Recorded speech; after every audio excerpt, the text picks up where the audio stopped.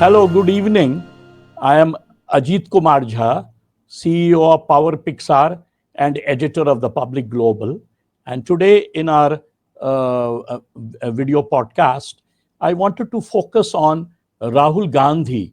Rahul Gandhi has recently done two things very important.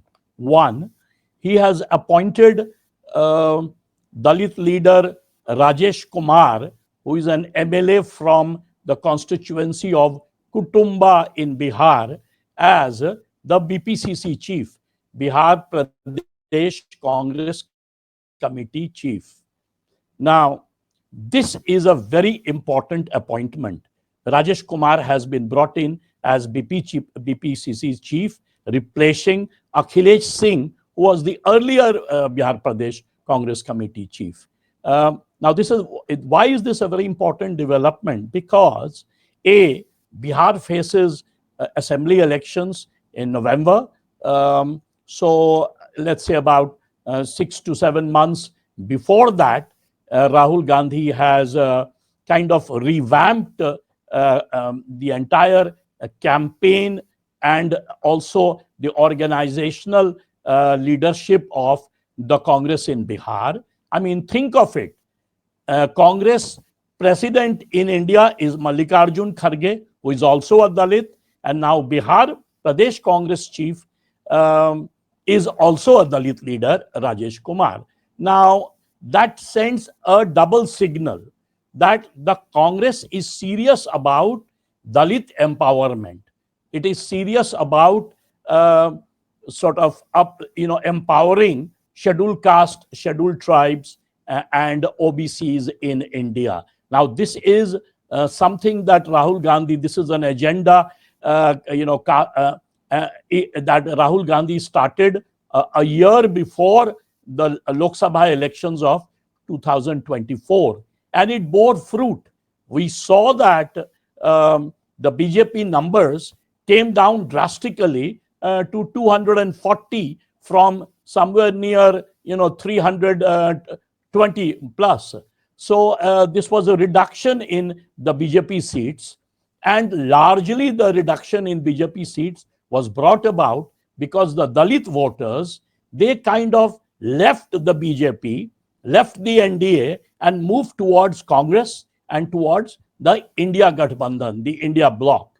And we saw that in Uttar Pradesh, where in fact BJP at one time it used to be BJP's pocket borrow. If you look at the 2014 and 2019 Lok Sabha elections, the BJP had performed extraordinarily in UP.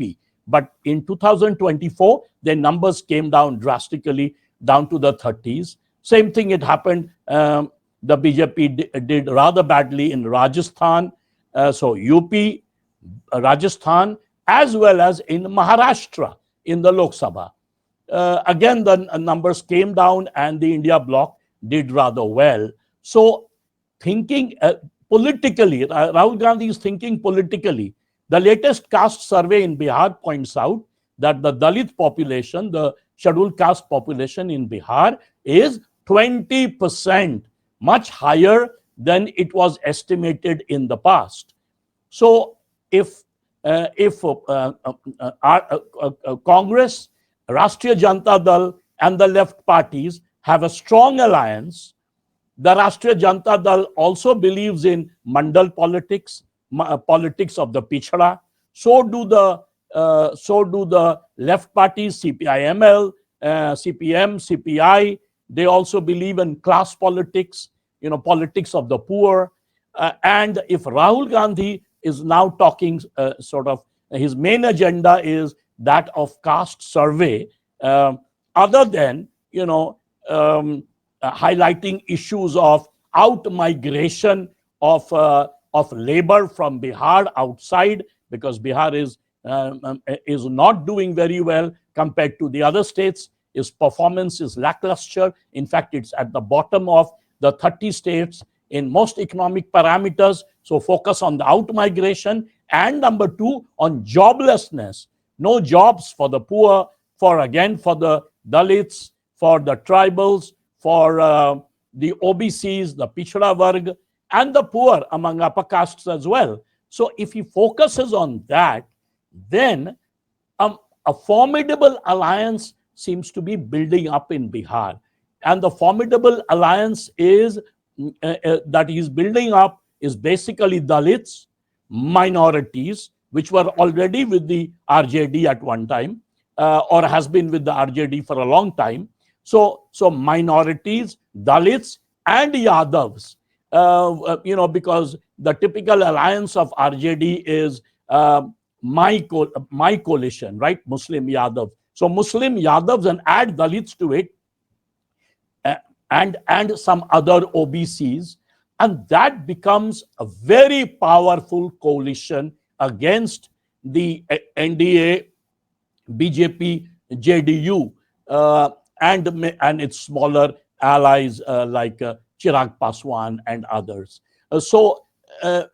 If you look at the last 2020 votes, the 2020 was the last assembly election in Bihar.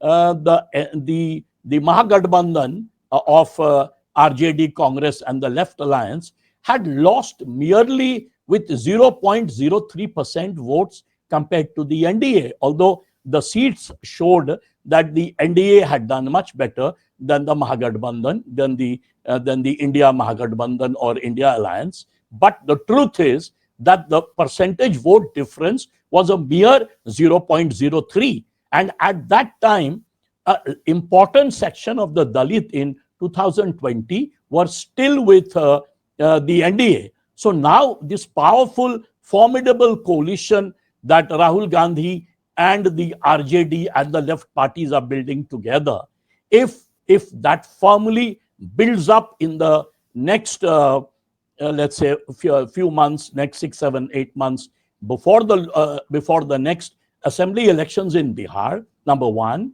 and if Congress is able to revive itself, as I pointed out, one, with this new Dalit leader Rajesh Kumar in the state, Mallikarjun Kharge as president of the Congress party in the center, number one. Number two, Rahul Gandhi has also made Kanhaiya Kumar, who used to be at one time the president of Jawaharlal Nehru Students' Union, JNU-SU, and an important leader from Bihar, although he has not won the last 2 elections that he contested, but he's one of the most powerful speakers among the youth.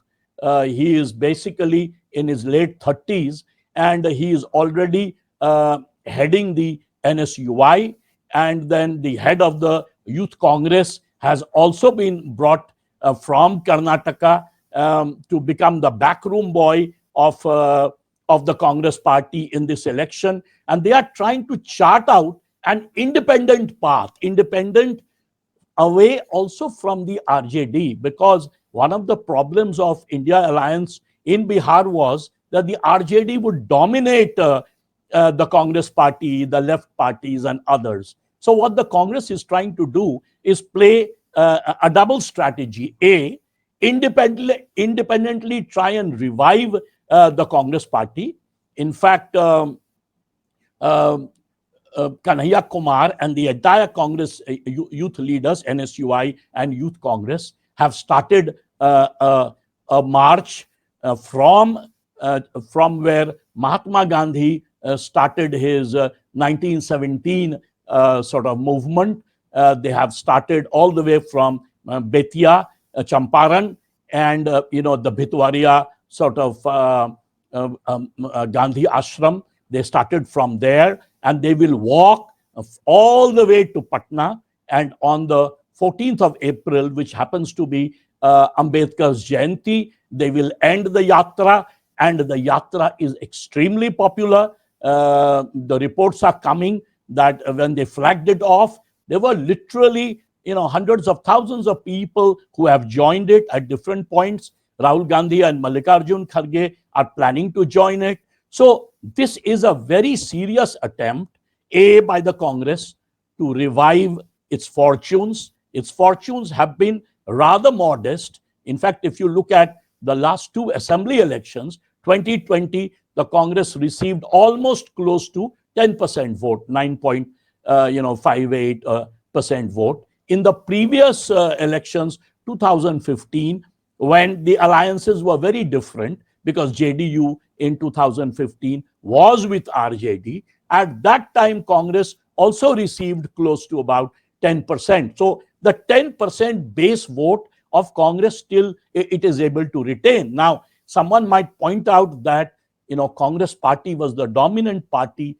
in Bihar almost until the 1990s, which is true. But from 1990s to 2025, we are talking about the last 35 years, which has been dominated by the RJD under Lalu Prasad Yadav and JDU by Nitish Kumar. And the last 35 years, Congress has become a marginal player.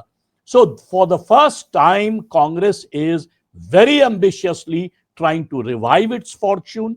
It is trying to revive its fortune very concretely, not simply sort of, bhashanbaji lectures, but on a concrete policy of caste empowerment, of Dalit empowerment, of focus on Dalits with change in leadership, both at the center and in the state level. At the same time, Rahul Gandhi is speaking the language of Caste Survey, which originally Nitish Kumar started, but Rahul Gandhi was soon to, just 1 week later, after the official Caste Survey of Bihar was announced.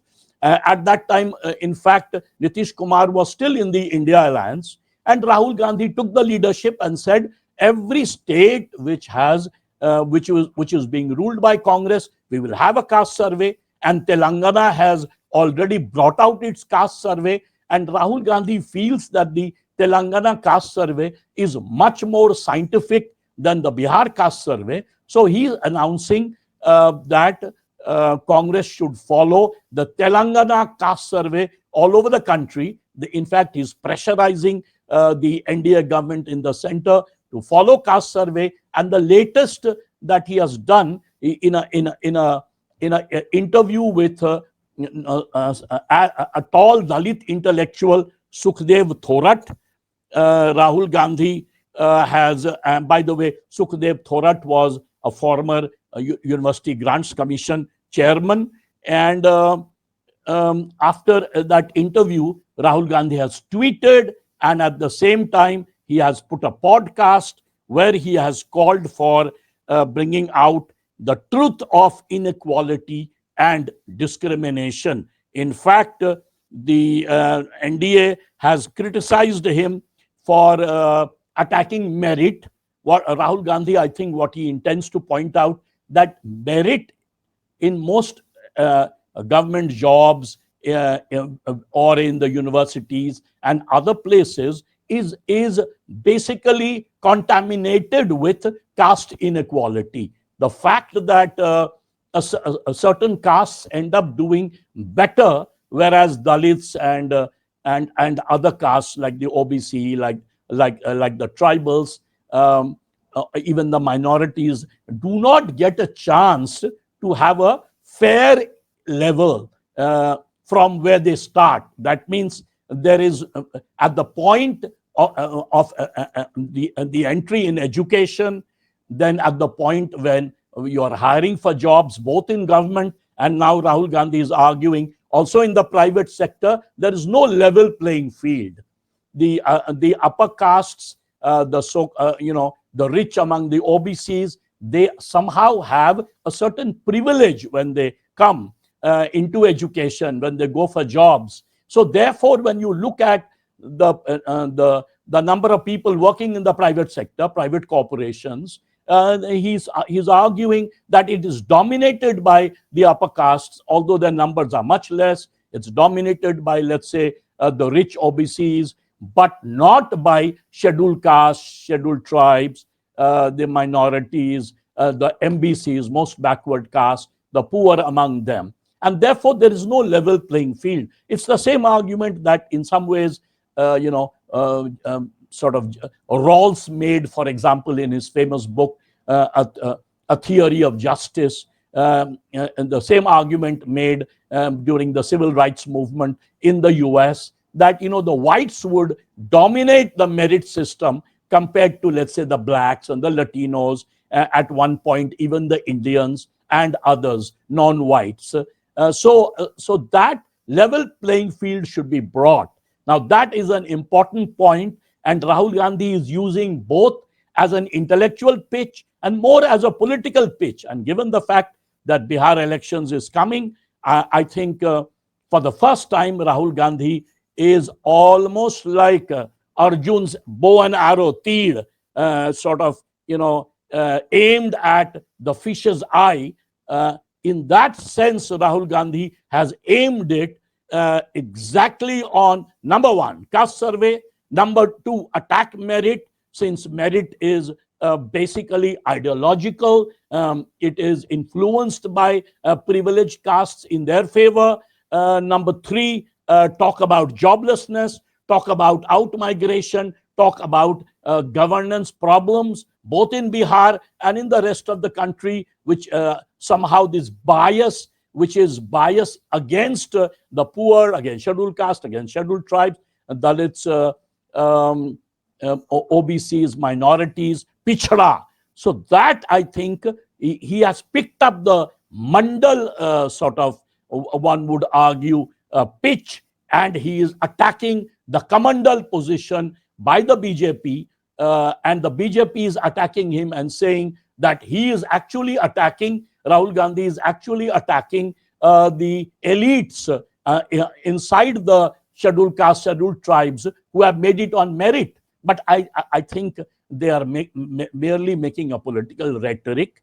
Rahul Gandhi's attack on merit is also partly political rhetoric, because after all, there is a system of merit in schools, universities, and in the job system, but that merit is under a constraint, and that constraint is of caste inequality. So let me end here.